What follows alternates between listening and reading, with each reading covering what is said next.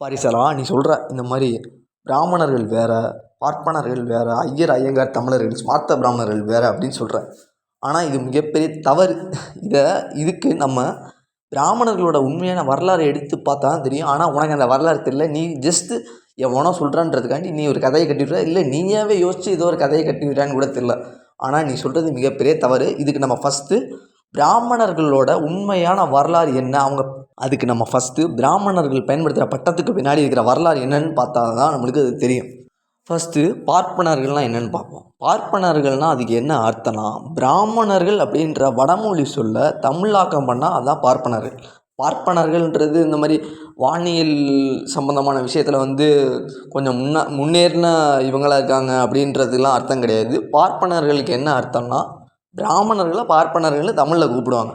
ஐயர்ன்றது பட்டம், ஐயங்கார்ன்றதும் பட்டம். ஐயர் ஐயங்கார்ன்றது தமிழ் பிராமணர்களுக்குள்ளே இருக்கிற ஒரு சில சப்செக்ட்ஸ், அதான் ஐயர் ஐயங்கார். அதே போல் பிராமணர்கள்னால் என்ன அர்த்தம், பிராமணர்கள்ன்றது தான் பிராமின்ஸ். அது நம்ம எல்லாருக்கும் தெரியும். அதாவது ஐயர் ஐயங்காரோட வடமொழி சொல்லு பிராமணர், பிராமின். அதுக்கப்புறம் பார்ப்பனர்கள்ன்றதை நம்ம இப்போ பார்த்துட்டோம். அதே போல் இன்னொரு முக்கியமான விஷயம்னா அந்தணர். அந்தணர்ன்றதுக்கு என்ன அர்த்தம்னா, ஐயர் ஐயங்காரை அந்தணர்னு சொல்லுவாங்க. அது ஒரு குடிப்பட்டம், அது ஒரு குடி, தமிழ் குடி. அதாவது அந்தணர் அப்படின்ற சொல்லு ஐயர் அப்புறம் ஐயங்கார் இவங்களை தமிழில் அந்த காலத்தில் கூப்பிட்ட பெயர் தான் அந்தணர். அந்தணர்ன்றதுக்கு இன்னொரு விஷயம், இன்னொரு அர்த்தம் என்னென்னு பார்த்தீங்கன்னா, ஐயரும் ஐயங்காரும் ஒரு காலத்தில் ஒரே சமூகமாக தான் இருந்தாங்க. ஐயர்ன்ற பேரில் அவங்கள தான் அந்தணர், தமிழ் சமூகத்தை சேர்ந்தவங்க, அதாவது தமிழகத்தை சேர்ந்த அந்த பண்டைய கால மக்கள் அவங்கள அந்தணர் அப்படின்னு சொல்லி அழைத்தாங்க. அந்தணர் என்போர் அறவோர்னு சொல்லி ஒரு பழமொழி கூட இருக்குல்ல, அதுதான் அதுக்காக தான் அர்த்தம். பாரி, நீ என்ன தப்பு பண்ணியிருக்கேன்னு பார்த்தீங்கன்னா, சமஸ்கிருதம்ன்ற மொழி இந்தியாவுக்கு வெளியேருந்து பிறந்தது, இந்தியாவுக்கு வெளியேருந்து வந்த மொழி அப்படின்னு சொல்லியிருக்கு. ஆனால் அது ஒரு மிகப்பெரிய பொய். சமஸ்கிருதம்ன்ற மொழி இந்தியாவிலேருந்து உருவாகப்பட்ட ஒரு மொழி தான் சமஸ்கிருதம். இந்தியாவிலேருந்து பிறந்த மொழி தான் சமஸ்கிருதம். அந்த காலத்தில் பண்டைய கால இந்தியாவிலேருந்து பிறந்த மொழி தான் சமஸ்கிருதம். இதுக்கு பல ஆய்வுகள், பல சாட்சியங்கள் இருக்குது.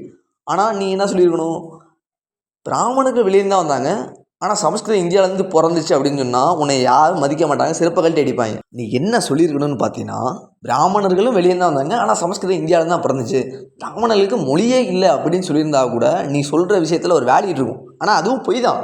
ஏன்னா பிராமணர்கள் தான் இந்தியாவில் இருக்கிற அனைத்து மூல மொழிகளையும் உருவாக்கியது.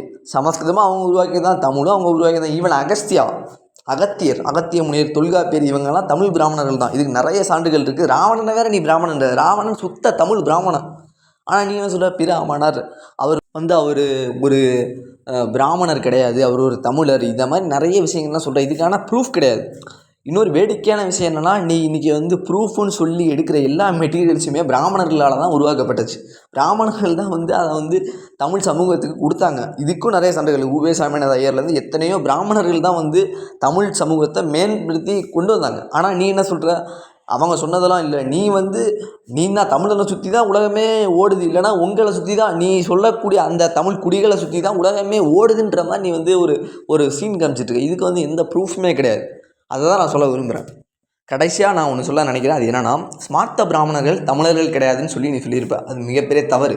ஸ்மார்த்த பிராமணர்கள் யாருன்னா, ஆதி சங்கராச்சாரியர்ன்ற ஒரு தமிழ் ஐயர், தமிழ் குடியை சேர்ந்த ஒரு ஐயர் ஒரு பக்தி மூமெண்ட்டை நடத்துகிறார். அந்த மூமெண்ட்டில் ஸ்மார்த்தம்னு சொல்லி மதங்களை இணைத்து ஒரு ஒரு மூமெண்ட்டை அவர் பண்ணியிருக்காரு. அது என்னென்னு பார்த்தீங்கன்னா, மதங்களை இணைத்து ஒரே மதமாக மாற்றினார். அதுதான் இன்றைக்கி இருக்கிற ஹிந்து மதம். அந்த ஹிந்து மதத்தில் ஸ்மார்த்த ட்ரெடிஷனை கொண்டவங்க தான் தமிழையர்கள். ஸ்மார்த்த பிராமணர்களில் கன்னடம் பேசுகிறவங்க இருக்காங்க, தெலுங்கு பேசுகிறவங்க இருக்காங்க, ஈவன் நார்த் இந்தியன்ஸும் இருக்காங்க.